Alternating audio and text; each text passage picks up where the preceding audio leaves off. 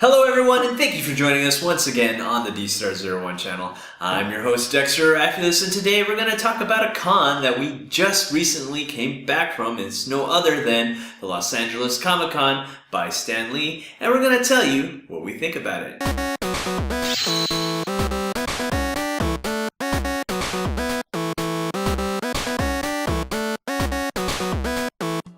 Hello, and thank you for joining us on the D-Star01 channel. I'm your host, Dexter Arafiles, and this is my wife, Janelle. How are you doing today? Good, thank you. Awesome. So we're here today, and we're going to talk about our second con we went to as press. Again, thank you for all who subscribed and supported this channel. Oh man, it is so awesome to go to these cons and cover it and as press. It's amazing. Yeah, we couldn't do this without you. Exactly. It's so fun. So, just a little history behind before we start talking about it. Behind this con is that it used to be called Comikaze. Mm-hmm. I went to this con in around 2012 when it first opened. I was actually kind of excited, and there was quite a bit of people, not as much as it is now. There's like, oh man. Now it's comparable to about Anime Expo. Yeah, I would say we saw, a rough guesstimate, maybe, 10,000 people? This is a lot. It was packed. Full. It was pretty hard to walk through there. Yeah, this is something I didn't expect because I went there in 2012 and 2013, and then I skipped 2 years, and now I'm back, and I'm like, what the heck? This place, it exploded. It just blew up. It just blew up. It seems like cosplay has been a theme here. It's always, I think there's more costumers here than actual San Diego Comic-Con, yeah? Yeah, definitely. Compared to last year, we didn't hardly see as many creative costumes. Mm-hmm. It's just kind of a letdown on that end. But I was actually expecting it to be more Marvel cosplay because it's Stan Lee. Right. But it wasn't. It was everything. Like, my favorite costume I saw was this huge Reinhardt from Overwatch. Oh, like, what does that have to do with Marvel Comics, right? Yeah. But he was there, and it was just so awesome. I saw a lot of Overwatch cosplayers. Fantastic work from a lot of people. We saw Disney. Lots of anime. Right? It's just everything. It was really nice to see that much variety, considering that it was a Stan Lee con. Mm-hmm. So, I've really like this con, and I'm just gonna give you, everyone out there, my honest opinion about it. At first, I didn't like Comikaze. When I first went to it, I was just like, oh, it's just a small con with someone's popular name on it, and the con hall was not very big. There was like 100 some vendors. It wasn't very large, and I was like, oh, maybe this can go somewhere maybe 10 years down the line. But it's not 10 years down the line. Like maybe 1, 2, 3, sorry. We have to do our math. 5 years down the line, it is getting somewhere really big. Yeah. Do you think, hon, that this could be as big as San Diego Comic-Con, and why? I think it could be bigger than San Diego Comic-Con. Bigger. Because it has Stan Lee's name on it, for one. That makes a really big difference. And the fact that he's allowing more than just Marvel to be a point of focus here is like, it's really huge.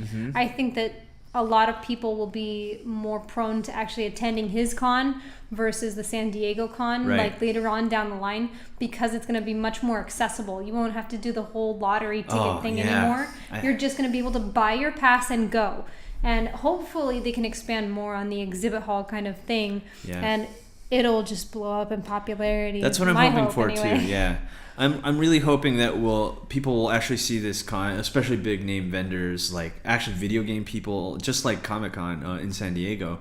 I'm hoping that they're going to see that this con has potential, has marketing potential, and they need to be at this con. Same as, I know I've never been to this con, Penny Arcade Expo, PAX, was similar. It started off small, and then it just exploded, and all these video game people jumped on to this con because E3 was starting to push people away, and they just wanted industry. But PAX was for everyone, and that's why everyone goes to it now. So I'm assuming that, and I'm hoping this is what Stan Lee was vision of this con. It is the people's con, Comic Con, whereas San Diego Comic Con is kind of like, it's so professional now. You got all these TV shows, you got the press, the actual, I'm not saying that we're not actual, but the actual news press covering this thing. And like no one cosplays. It seems like everyone's so business oriented. It is really down to business. A lot of people are there to buy things and to sit in on the lecture hall, and that's it. They're not there to cosplay and have fun and interact with other nerds. It's just that's what obviously that's our opinion. Maybe it's different for someone else who's gone to this con, but from what we experienced from San Diego Comic-Con, we were like, wow, this doesn't seem like a people's con. Yeah, because it lacks cosplay in that community. It seems so more based on industry because there's so many big names. Now, I don't know if I really want Stan Lee's Comic-Con to hit that point. I mean, eventually it will. Yeah, but I think that Stan Lee's Con is going to be more for the cosplayer, more for the people that are there for the community and for like the artists and the up and coming comic book professionals. This is definitely where the cosplayers want to be. This is where the fandom needs to be. Right. I think San Diego Comic-Con is more for like the all around like popular media presentation. If you're there for all of the sneak peeks and things like that, like Adult Swim has their own section, FX has their own section. It's just totally blown up on the social media level. But I don't know. Yeah, I think when it comes to conventions, a good convention, I've been conning for more than 16 years now. I go to a con every year since 1999. 1999. Maybe more than 16 now. But yeah, I've been conning for a very long time. And I think my favorite con of all time was, I think 2006. It was the first year I cosplayed. I cosplayed as Roxas. Excuse my wife. Sorry. It's okay.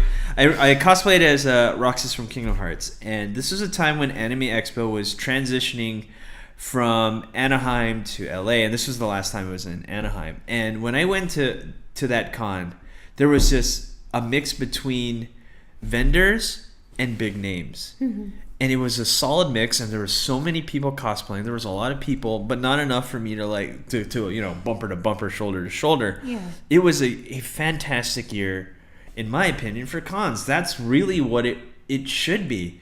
But then after they went to LA Comic-Con, it seems like the vendors just lack. And that was also the time when anime was just losing all these name brands. Like I think Viz was going out of business too, and it was just being bad, and there was nothing but vendors. And now we don't have that mix, and I think you need that mix. You need that balance, right? And I think Stan Lee's Comic-Con will eventually get to that point where it will be balanced. That's what I see. It has so much potential. It feels so good to be there to see all these cosplayers interacting with each other. And you know what? Speaking of, one of my favorite things that happened there, I saw Black Nerd Comedy and I saw Sean Long. Two of my favorite YouTubers was there, and they felt so welcoming. And that's something I haven't experienced in a very long time in a con. And I think Stan Lee's Comic-Con, just every time when I went there in around 2013, I felt that same thing. Like, oh wow, this community is very tight knit. Yeah. And I think that's what it will be. It will be like half industry, half vendor, and then all about the fans. And I think it needs to get there, and it will get there eventually. Yeah, it's a very exciting place to be. It's really nice to think about like where it could go from here. Because for me, especially because I've never been able to get an actual pass to go into San Diego Comic-Con because it's that popular. This was something that was accessible to me as a new person to the fandom. Yeah, this is as close to Comic-Con as you're getting. Well, maybe WonderCon. But we'll see about that. But yeah, this is pretty close to Comic-Con for her because she never really got in because it's so hard to get in. Okay, last thing. Let's talk about the toys because that's what we're about. We're a toy channel. Let's talk about that. Now, there's only one toy vendor there that really mattered. Well, I guess not really mattered, but one distributor. And that's Tamashii Nation's very small booth. Ooh, I was kind of hurt a little bit. But there was cool stuff. I love seeing the Hulkbuster Iron Man from Avengers. That was really sick. It was $300, but, not going to buy that anytime soon. It was definitely catering to the professional toy collector that has the money to spend on it. And it was a really beautiful display, like so many glossy Iron Man figures, and it was super nice. Like, great. It was really nice to see something that dressed up and professional, because we had just gone to Long Beach Comic Con and they didn't have that kind of presentation. Yeah, they didn't have anything to do with toys whatsoever. Yeah. Well, they had the pop figures, and then they had the older collectible figures, but they didn't have like new SH Figure Arts kind of figures. I was honestly hoping, because Tamashi in Japan just released a whole bunch of new stuff that's coming out next year. We got we have what's his name? We have a bunch of Dragon Ball ones. I know that for sure. But Ranma, we had the one that turns to a pig. Oh my gosh! Shampoo? No, not shampoo. We had he turns into a pig. I forgot his name. Pichan. Pichan. Or that's how I know him as Pichan. Goodness, I know we've been watching Ranma all week, and I can't believe I forgot his name. Anyway, there's just a whole bunch, and I was hoping to see all these new ones that are coming out next year, and there was nothing there at that booth, which is kind of sad. But then again, they're all over. I think this con is happening in Japan, and they can't be all in one place. Yeah. So I guess they spread thin. So that was pretty much the only major toy company that was there. Everyone else was kind of a vendor. Really good prices, though. But what was the name of the booth that we saw with the kids-centered Marvel? I forgot. Robots. Ozobot. Ozobot was cool. It was pretty cool. Speaking of Ozobot, now this is more of a kid-centric type thing, and I got contacted by one of the PR reps at Ozobot, and they wanted me to do an interview, and I kind of didn't want to because they don't do action figures. Now, I love seeing new stuff, but I don't know if this would really interest me. And what Ozobot is these tiny balls that are controlled with your phone, and you can put Marvel characters on it, and I guess you can fight with them. When I got there, none of them were working, and the rest, the one I was trying to do was not working, and the rest were, kids had them. The kids were totally into it, so that would definitely be something I think that the kids should look into. Yeah. Because it was really neat the way that you can use your phone to actually move the objects around, and it was actually all the Marvel figures, so that was pretty neat, at least for the kids. Yeah. So let's wrap this up. I really like that con. I had a lot of fun. It was fantastic.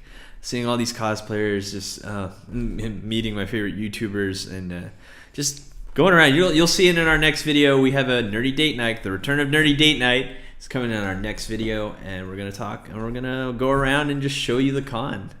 So anything else you want to say, hon? No, I really enjoyed Stanley's Comic-Con, and thank you so much for having us go there. It was so much fun. Indeed. All right.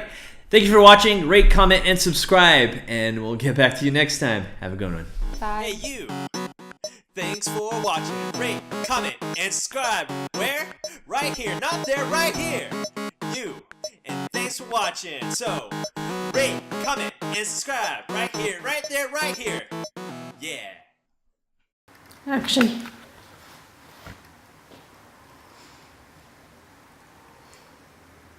What do I talk about? Oh my god. I wasn't ready.